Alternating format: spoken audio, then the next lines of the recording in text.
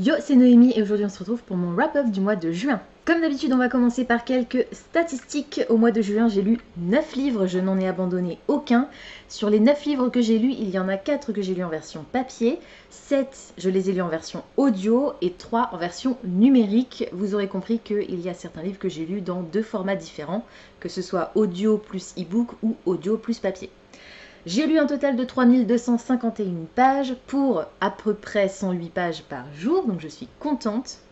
Et ma moyenne de lecture, ma note moyenne, c'est 4 étoiles sur 5, mais sur les 9 livres que j'ai lus, il y en a 8 qui étaient des 5 étoiles. Donc le petit dernier, là, à 3 étoiles, qui a bousillé la moyenne, me gonfle un petit peu, je dois vous avouer.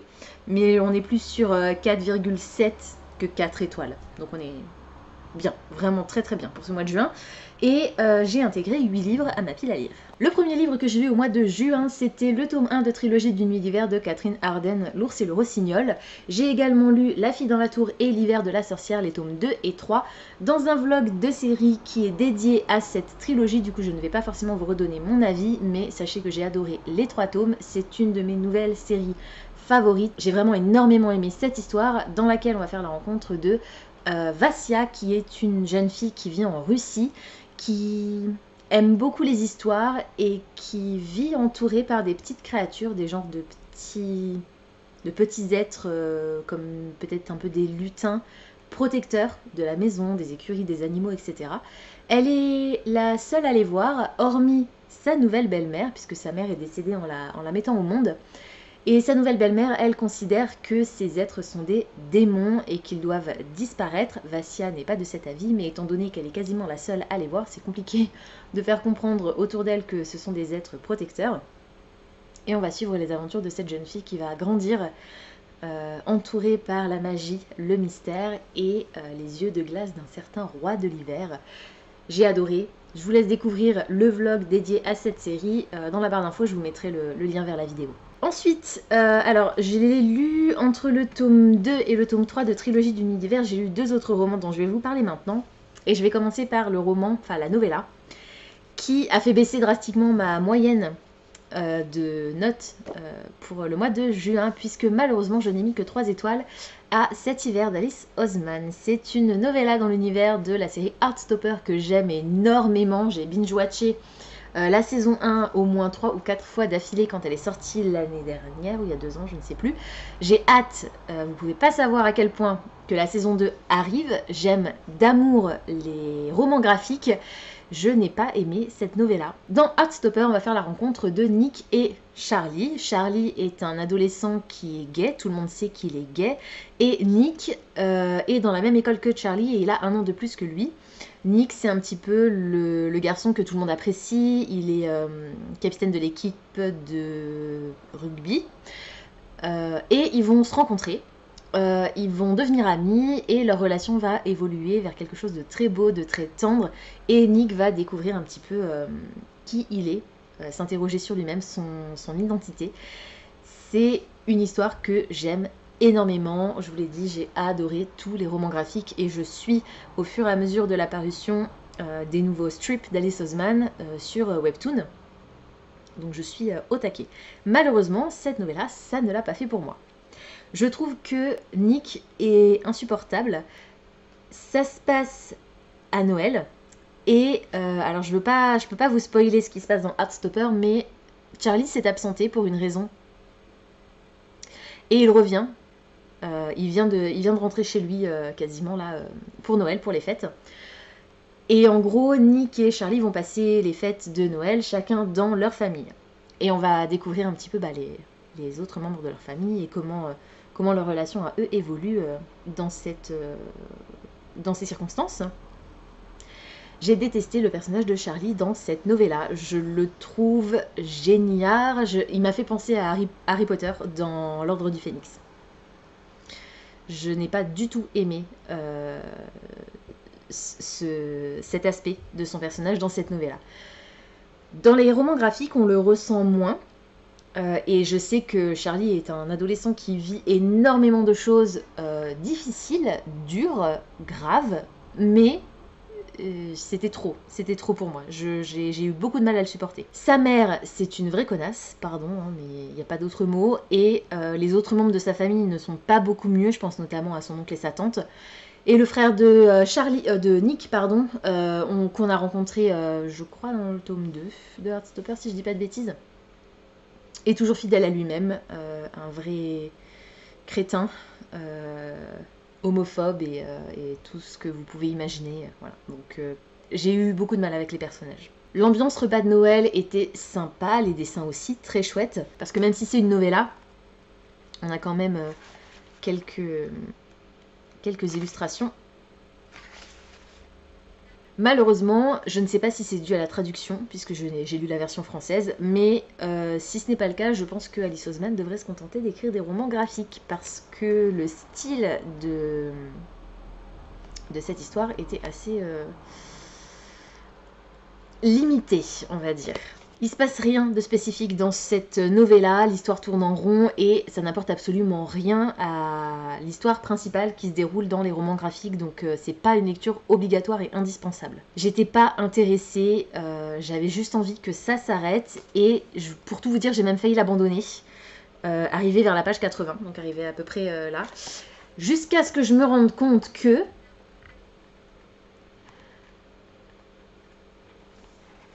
l'histoire s'arrête là. Voilà. Donc on a à peu près la moitié du bouquin qui n'est pas Cet hiver d'Alice Oseman. Donc n'achetez pas ce livre, c'est une arnaque. Vraiment, je le pense.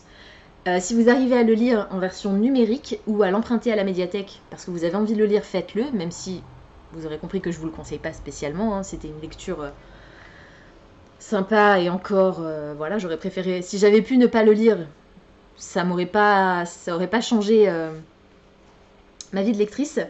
Et en fait, voilà, toute cette partie-là, ce sont des extraits des autres romans de l'autrice.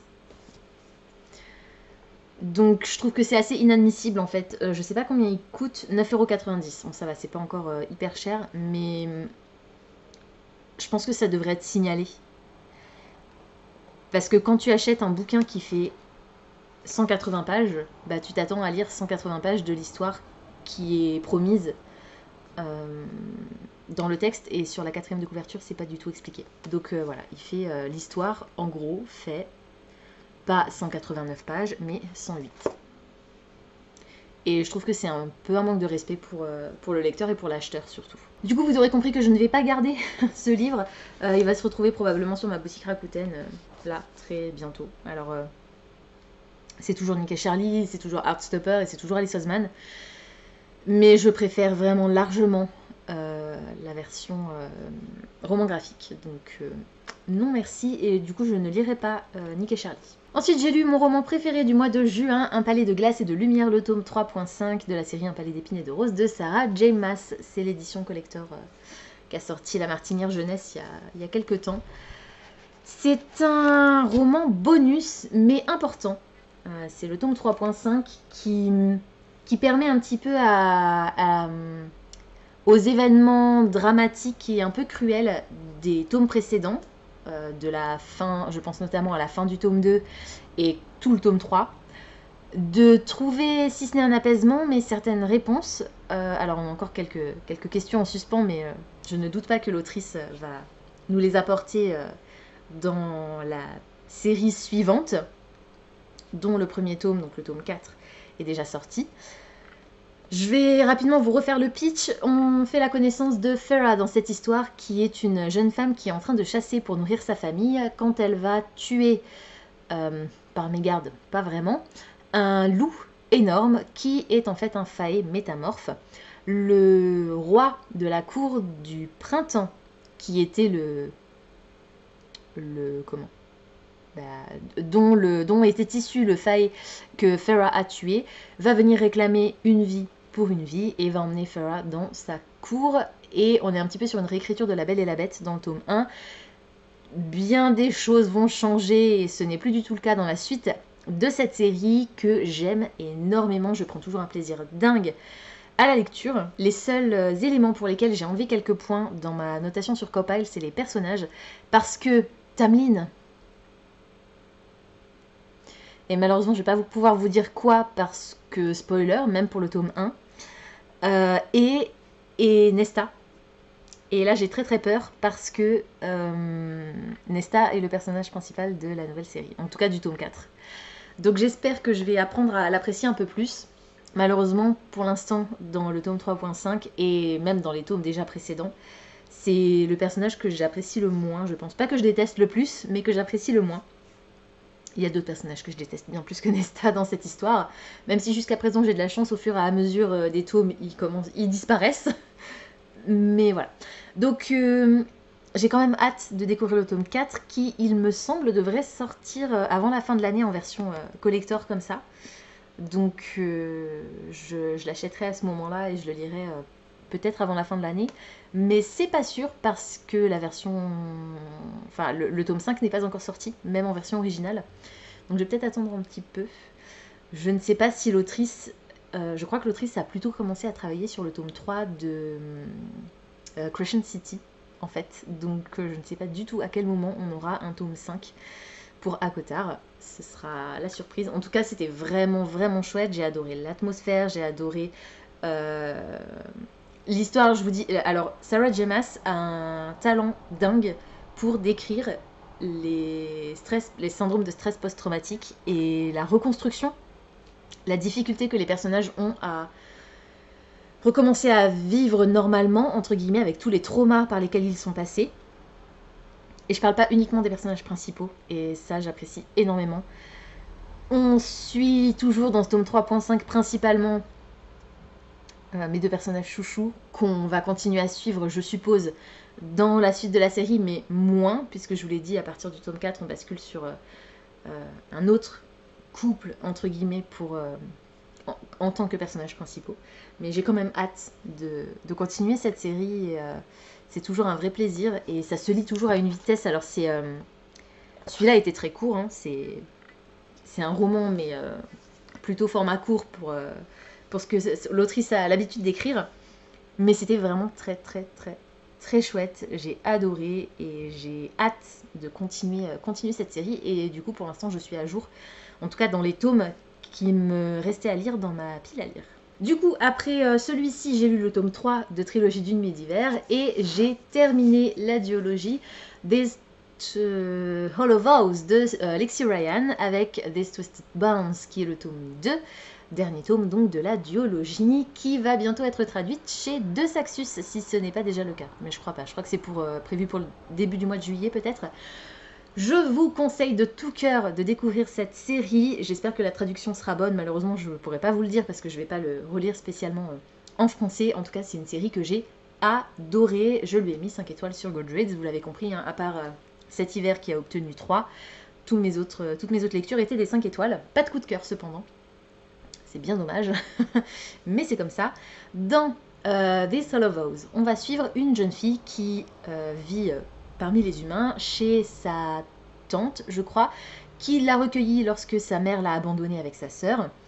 Et elle est esclave, elle est vraiment très très maltraitée, elle et sa sœur sont vraiment très très maltraitées par leur tante. Et pour tenter de subvenir à leurs besoins et payer le loyer qu'elle paye à leur tante, elle a un talent de voleuse, cette héroïne.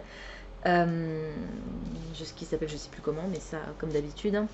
Ah oui, Brie. Elle s'appelle Brie puisque son prénom c'est Abriella en fait. Donc les autres personnages l'appellent Brie, c'est son surnom, son diminutif. Ce qui me fait beaucoup rire parce que ça me fait penser à Outlander et au fait que Brie en écossais ça veut dire problème. Mais bon, bref. Et elle va en causer pas mal. Comme par hasard. Non mais on se doute bien que l'autrice n'a pas choisi ce diminutif pour rien. Donc on va suivre Brie dans le tome 1 qui... comme tout le monde dans cet univers, sait que les failles existent et le monde des failles et le monde des humains est séparé par un genre de voile qui s'ouvre une fois, je crois, par an, à l'occasion d'un grand bal. Et cette année, la sœur cadette de Brie a décidé qu'elle voulait absolument aller au bal. Brie, de son côté, est pas très rassurée parce que les failles sont censés être des êtres cruels. Malheureusement, sa jeune sœur va être vendue par leur tante à un seigneur Fae. Et Bree, pour récupérer sa sœur, va devoir traverser, tenter d'assister au bal. Et ce faisant, tenter de séduire également le prince, puisque pour approcher le trône, la seule solution c'est de tenter de séduire le prince qui est à la recherche d'une épouse. On est sur, je vais m'arrêter là pour le synopsis, mais on est sur un trope de triangle amoureux, qui est un des tropes que j'aime le moins. Je pense depuis le temps vous le savez, mais je l'avais adoré dans le tome 1. J'avais vraiment adoré ce triangle amoureux parce que il était presque impossible de choisir entre l'un ou l'autre des deux love interest de l'héroïne. Jusqu'à la fin du tome 1, et encore même plus à la fin du tome 1. Dans ce tome 2, on est toujours sur cette histoire de triangle amoureux, mais là, clairement, mon cœur a balancé très vite pour l'un des deux protagonistes masculins. Et l'autrice a réussi à m'embarquer dans son histoire avec une facilité déconcertante. J'ai dû relire, avant d'entamer le tome 2, j'ai dû relire un résumé spoilant du tome 1 pour être sûre de ne rien avoir oublié, et j'ai bien fait parce qu'il y a quand même pas mal de choses qui se déroulent dans le tome 1. J'ai apprécié les personnages, je trouve juste que Bree est encore plus aveugle que dans le tome 1. Je la trouvais déjà assez naïve, même si... pas tant que ça, mais un peu quand même. Là, dans le tome 2, vraiment, elle l'est, notamment par rapport aux sentiments que les love interests ont pour elle, en fait. Je peux pas trop rentrer dans les détails pour vous dire pourquoi elle ne voit pas qu'il l'apprécie pour ce qu'elle est, au-delà de la raison pour laquelle elle pense qu'il l'apprécie. J'espère que c'est clair.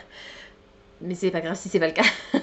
Et Sébastien, qui est un des deux love interests, est extrêmement frustrant dans ce tome 2.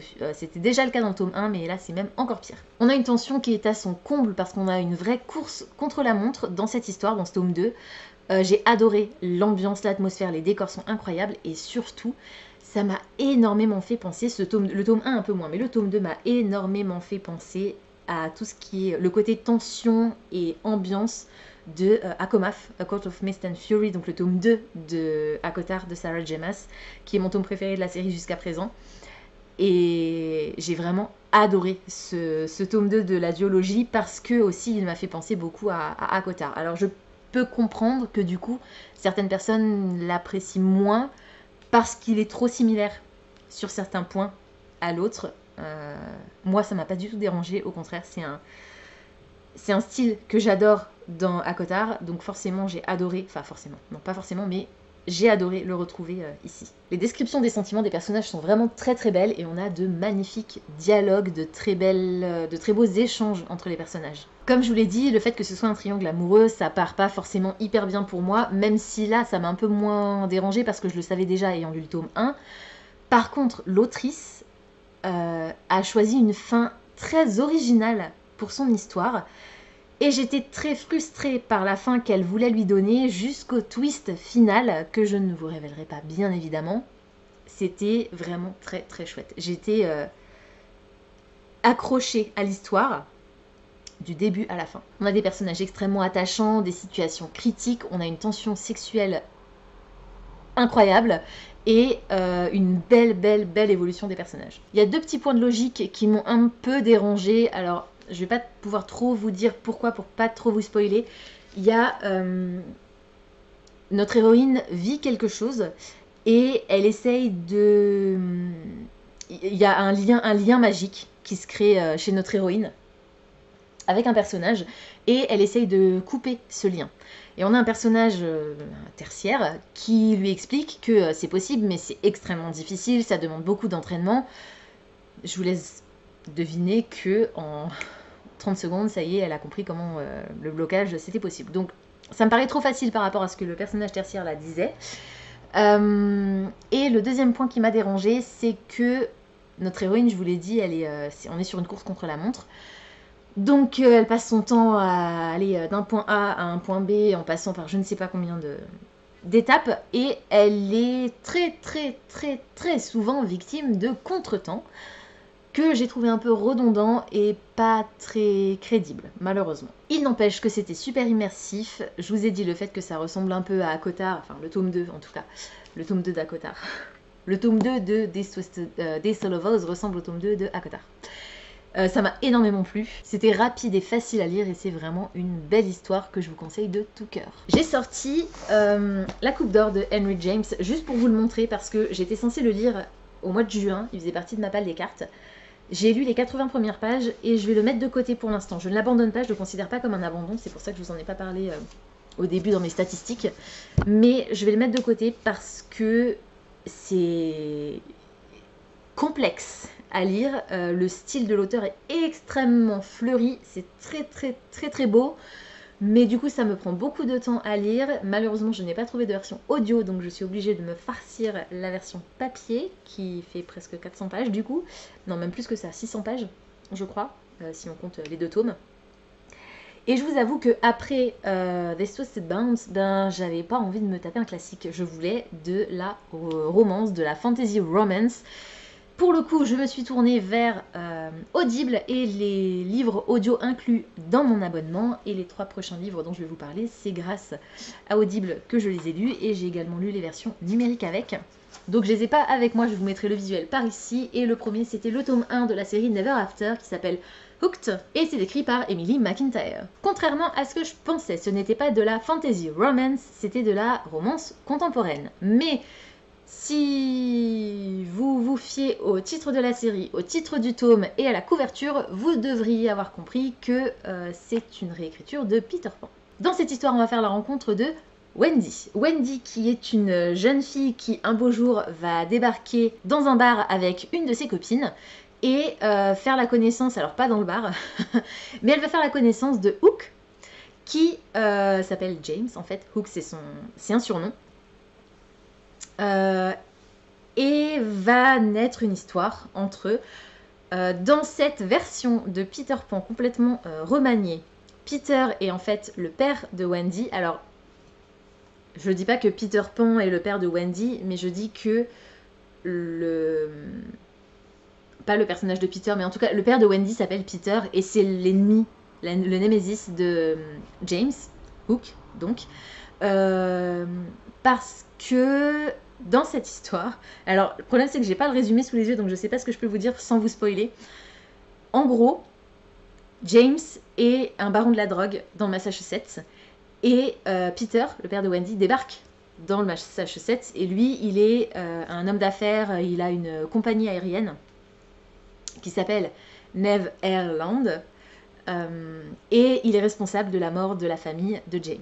Et donc James veut se venger du père de Wendy. Et comme par hasard, il va faire la rencontre de Wendy. Donc il va se dire que bah, si je pouvais atteindre le père en détruisant la fille, ça pourrait être très cool. Donc on est sur de la dark romance. Avec cet univers de mafia presque. Très sombre. Attention, c'est sanglant, c'est violent, il y a des scènes de torture, il y a beaucoup de sang, il y a un langage extrêmement vulgaire et les scènes de sexe sont violentes. J'ai adoré, c'était trop bien. J'ai adoré les personnages, leur histoire, leur background, leur complexité et la complicité qu'ils ont entre eux, ou cet esprit de vengeance de James qui est prêt à tout pour aller jusqu'au bout et qui agit parfois par instinct au détriment de la vérité. J'ai aussi énormément aimé l'ambiance, même si il m'a manqué le petit côté un peu magique. C'était pas en même temps une romantasy, donc forcément je pouvais pas avoir d'éléments fantastiques dans cette histoire. J'aurais bien aimé. Ouais, il y a un petit truc je pense qui m'a manqué au niveau de l'atmosphère. Le style de l'autrice c'était vraiment super génial. J'ai hâte de lire les autres tomes de sa série qui, d'après ce que je crois, ne sont pas des suites de séries, ne sont même pas des tomes compagnons. Je suis pas sûre qu'on va évoluer dans le même univers ou qu'on va retrouver les personnages des tomes précédents ou des tomes suivants dans les tomes suivants justement. Si je me trompe pas, d'après ce que j'ai cru comprendre, le tome 2 sera une réécriture du Roi Lion. Et je dis ça parce que il est question d'un prince scarifié et d'une jeune femme qui s'appelle Sarah B, je sais plus quoi. Sarah B, la maman de Simba. Voilà. Donc, le tome 2 sera une réécriture du Roi Lion, et le tome 3, une réécriture du Magicien d'Oz, je crois. Parce que je crois qu'il était question de briques jaunes, le chemin de briques jaunes, dans le résumé.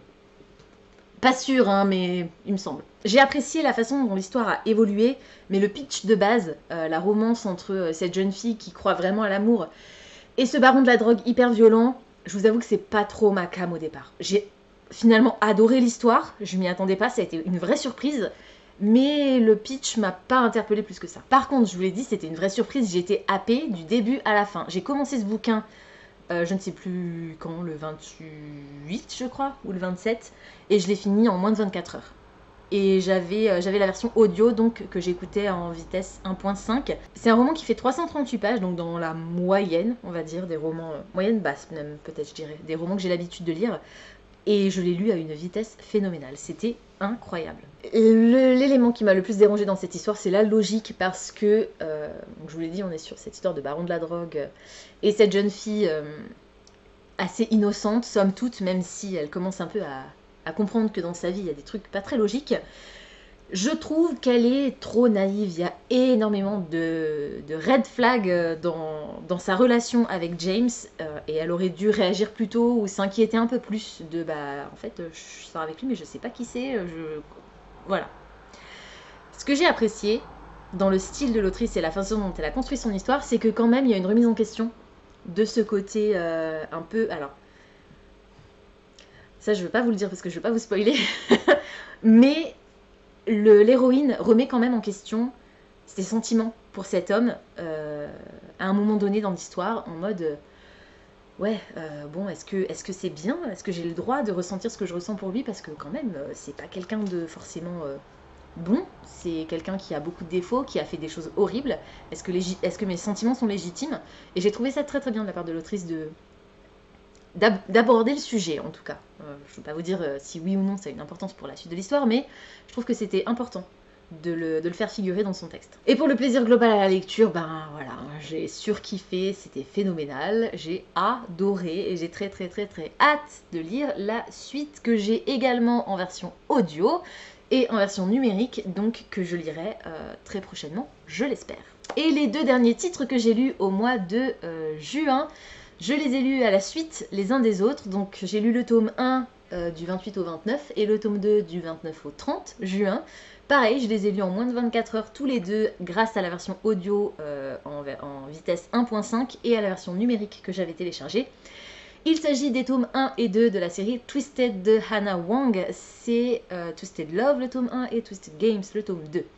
Dans cette série, on va faire la rencontre de 4 jeunes femmes, Ava, Bridget, Jules et Stella.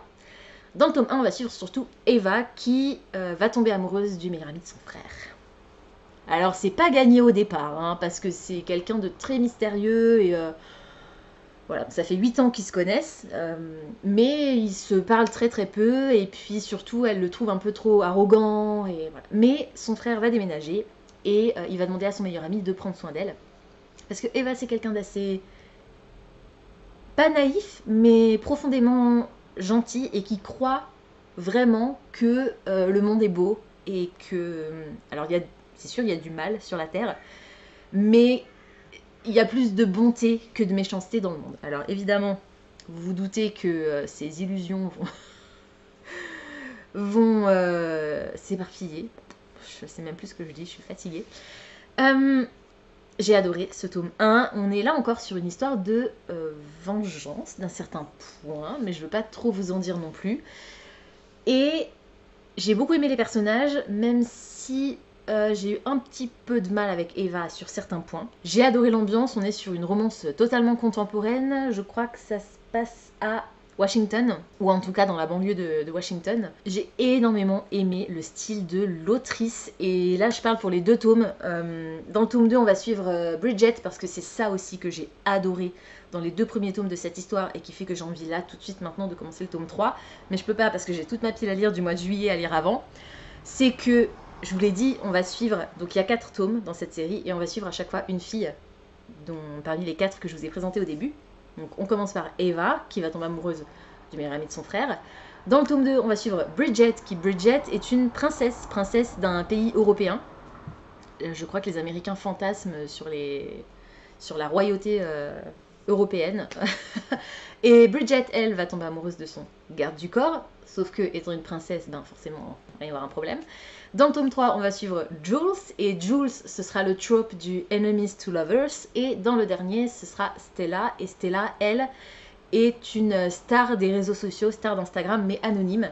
Et là, je sais pas encore trop exactement quel sera le trope de son histoire, mais ce que j'ai adoré, c'est que dans le tome 1, il y a un événement qui se déroule, un événement important, grave, vers ouais, quand même un peu avant la fin, à un moment dans l'histoire, qui concerne Eva, et Bridget est présente à ce moment-là. On a la scène qui se déroule, on assiste à tout ça, on sait que Bridget est là, et en fait dans le tome 2, quand on est donc sur l'histoire de Bridget, on va revenir en arrière, au moment où... alors, dans le tome 1, Bridget a un garde du corps, et ce garde du corps va être papa, donc elle change de garde du corps. Et en fait, dans le tome 2, on rencontre Bridget avant que son ancien garde du corps soit papa, donc on revient un petit peu dans le temps, même si l'autrice ne s'attarde pas trop non plus sur ce qui s'est passé off caméra dans le tome 1, parce que même si on l'a pas vu vraiment dans le tome 1, on sait ce qui s'est passé autour, donc on peut l'imaginer. Mais cette fameuse scène dans laquelle Bridget apparaît avec Eva à la fin du tome 1, on la redécouvre rapidement dans le tome 2, et le reste de l'histoire de Bridget part de là. Et j'ai adoré ce principe. J'ai adoré aussi qu'à un moment donné, Bridget va avoir besoin de quelque chose, et pour ce quelque chose, elle va faire appel à un des personnages du tome 1. Et j'ai adoré aussi qu'à la fin du tome 2, on a un petit clin d'œil sur ce qui va se passer dans le tome 3 avec Jules, et donc cette histoire de Enemies to Lovers, qui implique un autre personnage du tome 1. Wow, c'était incroyable. Cette série est géniale. L'autrice écrit bien. La tension sexuelle et les scènes de fesses sont... Waouh. C'est chaud, j'adore. Et il n'y a pas juste la romance. Il n'y a pas juste la romance et des fesses, il y a aussi toute une histoire autour. Je vous l'ai dit, on est aussi sur une histoire de vengeance un petit peu dans le tome 1. Du coup, il y a aussi cet aspect-là d'histoire. Et dans le tome 2, au-delà de Bridget qui va tomber amoureuse de son garde du corps, machin, bah, ça va pas se faire immédiatement. On est quand même sur du low burning. Et même si, bon, voilà, je veux dire, on s'en doute, hein, franchement, c'est pas un spoiler, c'est de la romance contemporaine. Alors évidemment que la princesse va tomber amoureuse de son bodyguard, ça paraît évident. Et... mais je disais donc, avant de m'interrompre moi-même, que ce que j'apprécie aussi dans cette histoire et la façon dont l'autrice écrit, c'est qu'il n'y a pas que ça, il n'y a pas juste la romance et des fesses, il y a aussi toute une histoire autour. Là, et c'est d'ailleurs la raison pour laquelle le tome 1 faisait 350 pages, le tome 2 en faisait 438. Donc on est presque à 100 pages de plus. Et au début, j'ai eu un peu peur, je me suis dit, mais purée, presque 500 pages, alors j'exagère, mais presque 450 pages pour une romance, c'est beaucoup quand même. Et en fait, le tome 2 fait plus de 500 pages, et le tome 3 pardon, fait plus de 500 pages, je crois. Ou plus de 450, et le tome 4 plus de 500 pages, quelque chose comme ça. Et en fait, ouais, ça les vaut largement, parce que tout ce qui est noté sur le papier vaut le coup. Et on n'est pas sur un roman qui vous promet de la romance, et en fait, il y a genre une scène de fesses, et après, c'est le blackout complet sur toutes les autres scènes de fesses. Là, vraiment, toutes les scènes sont décrites, détaillées, et vous en avez pour votre argent, en fait. Enfin, moi, quand on me vend de la romance contemporaine, peut-être même un peu dark, non, on peut pas dire que c'est de la dark romance, c'est pas de la dark romance. Hooked, c'était de la dark romance. La série des Twisted, c'est pas de la dark romance, c'est de la romance contemporaine érotique. Parce qu'il y a quand même beaucoup de scènes de fesses. Mais c'était trop bien, j'ai adoré. C'est un vrai moment de détente. Je pose mon cerveau, et encore, parce que je vous l'ai dit, il y a tellement de choses qui se passent en fait dans cette histoire, dans cette série, dans ces histoires, que je me suis surprise à plusieurs fois à mettre pause sur la version audio et à réfléchir, à me dire, mais attends, je viens d'avoir cette info, donc ça veut dire que peut-être nanana, et que peut-être nanana. Comme dans un polar. Qui est le coupable? Qui a tué le colonel Moutarde dans la cuisine avec le chandelier? Bah, c'est pas le colonel Moutarde, la victime en général, c'est plutôt lui le meurtrier. Mais bref, vous avez compris quoi. C'était incroyable. Je vous ai parlé de Hooked tout à l'heure, qui a été traduit chez Plume du Web. Donc si vous voulez le lire en français, pareil. Je ne me prononce pas sur la traduction, je n'ai lu que la version originale, qui était bien écrite. Idem pour la série Twisted. Attention, je n'ai lu que la version originale et elle est bien écrite. L'éditeur français de la série Twisted, c'est Hugo. Et vous savez ce que je pense des traductions de Hugo que j'ai pu lire jusqu'à présent. Donc, si vous avez la chance de lire en anglais, lisez-le en anglais. Sinon, tentez-le en français et sachez que si le style est mauvais, ce n'est pas dû à l'autrice, tout simplement. Je crois que le tome 1 devrait sortir au mois d'août, si je ne me trompe pas. Et ils vont sortir les 4 tomes quasiment dans la foulée. Enfin, les 3 tomes suivants dans la foulée. C'était trop bien. J'ai adoré et je sens que là, ça va être difficile du coup de partir sur ma pile à lire du mois de juillet. Mais bon, c'est comme ça. Voilà, c'est tout pour aujourd'hui. J'espère que cette vidéo vous aura plu. Comme d'habitude, n'hésitez pas à me dire dans les commentaires si certains des titres que je vous ai présentés aujourd'hui vous intéressent, si vous les avez déjà lus et surtout ce que vous en avez pensé. N'hésitez pas également à me dire quelle a été votre meilleure lecture du mois de juin, quelle a été votre pire lecture du mois de juin. Pensez à vous abonner à la chaîne, à liker et à partager cette vidéo, ça me fera toujours plaisir. Pensez également à activer la petite cloche de notification qui vous permettra de savoir quand je poste du nouveau contenu. En attendant de vous retrouver, je vous souhaite d'excellentes lectures et je vous dis à très bientôt dans une prochaine vidéo. Ciao!